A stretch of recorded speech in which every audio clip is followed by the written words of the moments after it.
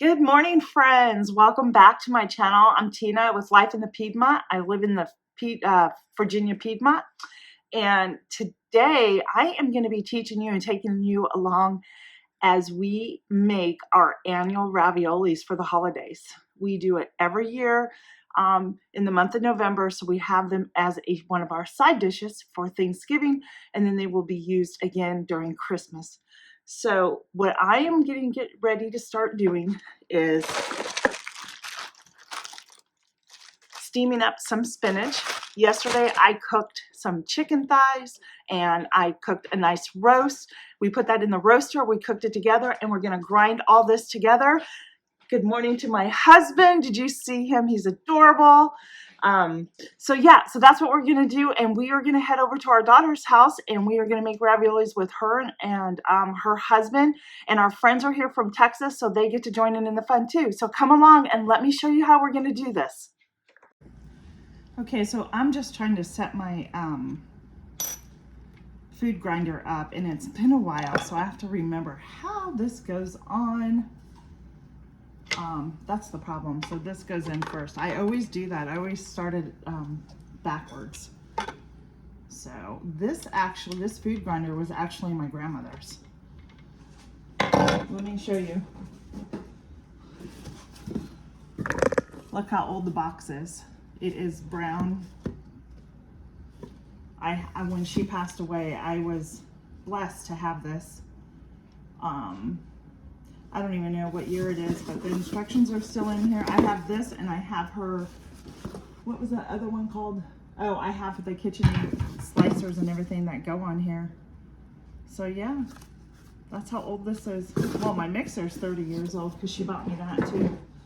She was all about that type of stuff, and I'm glad that she was. But anyhow, so we are just connecting this up. I need to get my other piece that goes here, which I'm not seeing, so please forgive me. I think this goes here. It's been a while. Every year I have to stop and think about what I'm doing. And then, let me see if I can find it. All right, so yesterday this is from one of my local farmers here. It's a grass-fed roast. It's a round roast, bottom round, yep. And the chicken, and I had these in my big roaster on 250. I cooked it on low all day, added a little water to it, and now I've chopped everything up, deboned it, and I've steamed my spinach because this is going to be the filling for the ravioli. So let's get started. So if you don't have one of these grinders, it's okay. You can put it through a food processor. Now, I've never done it in a blender before, so you might want to try that. I just can't tell you how it's going to be. So we are going to just start dropping our meat in, all of it, because it's going to get all mixed together. I'm going to turn it on after I plug it in. I always do that. We got it plugged in, and we are locked and ready to go. Let's see how this works.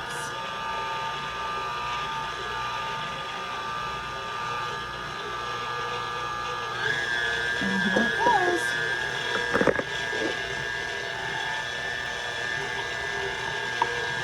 I just need to add more meat. It starts off a little slow. I pulled the meat out this morning to bring it to room temperature.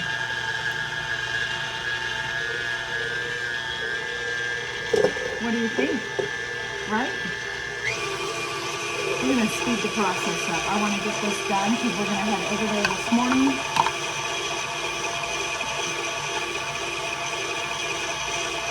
But this is something I have been doing for years with my grandma and my mom.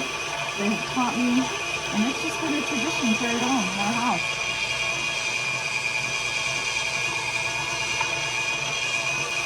This is spinach, chicken, and roast. This is our meat mixture, and what we did with this is we put it on the stove. We added Parmesan cheese and 1 egg because when we do that, it binds it, and you want your meat to look like this and hold together. We have our molds all ready. We have 2 of our molds over here. We have our dough, and I'm going to leave the recipe below, so don't worry about it. I'll put the recipe down in the description box. And then over here we have our KitchenAid with our attachment. And I'm gonna show you how we do our dough. Okay friends, we are back. I am really sorry for the really loud noise in here, but we have a lot going on. Our friends are here from Texas. The guys are watching football. We've got pizza, and the girls are making raviolis. Woohoo! We're so excited. So I got a piece of the dough, and we're gonna put it through the mixer, and I'm gonna show you how we do that. So first thing I do is just take a piece off, and I smash it down.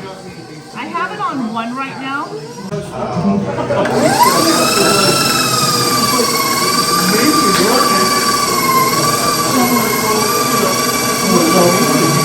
You have to run it through 2 times, yeah? Yeah.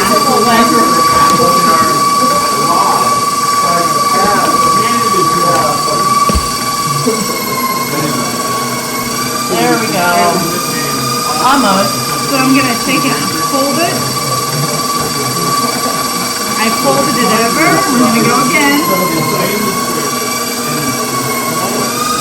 We're going to have to fold it 1 more time.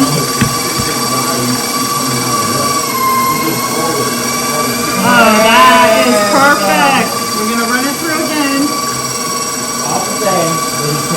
I just need the door cracked. 1 more time.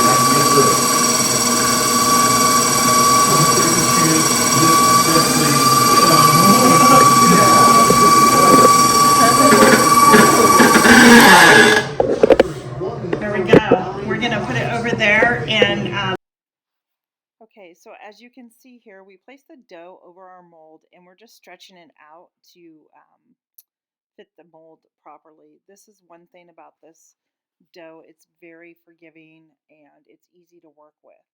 So that's what I'm doing here. And then I'm going to get ready to fill it up with our meat mixture. And I just put a handful in my hand, and as you can see here, I just pinch the top off and I place it in the mold until all of them are filled with the meat mixture.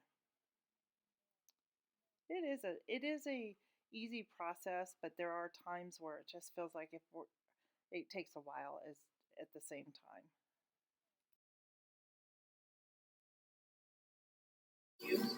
Oh, that's beautiful. Look at how pretty that dough is. Right. And once I place the top on top of the ravioli, I am going to use this little rolling pin here, and I will roll it over on top. This prevents any air bubbles in the dough. So I do it about 2 times, and to get any air bubbles out, and then I flip it over, and then I use my pasta cutter, as you will see coming up here, and I start cutting the raviolis and dispersing of the excess dough, and getting these ready to lay out to dry.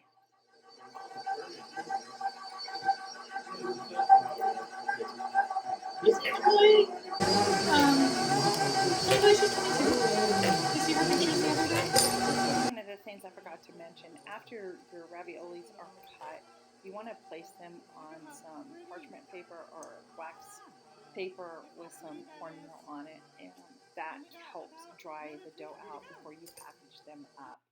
And as you can see here, we have them packaged up with some wax paper. In each layer, we have sprinkled some of that cornmeal on. It continues to help keep them dry, and then we store them in the freezer, and they can last there for several months.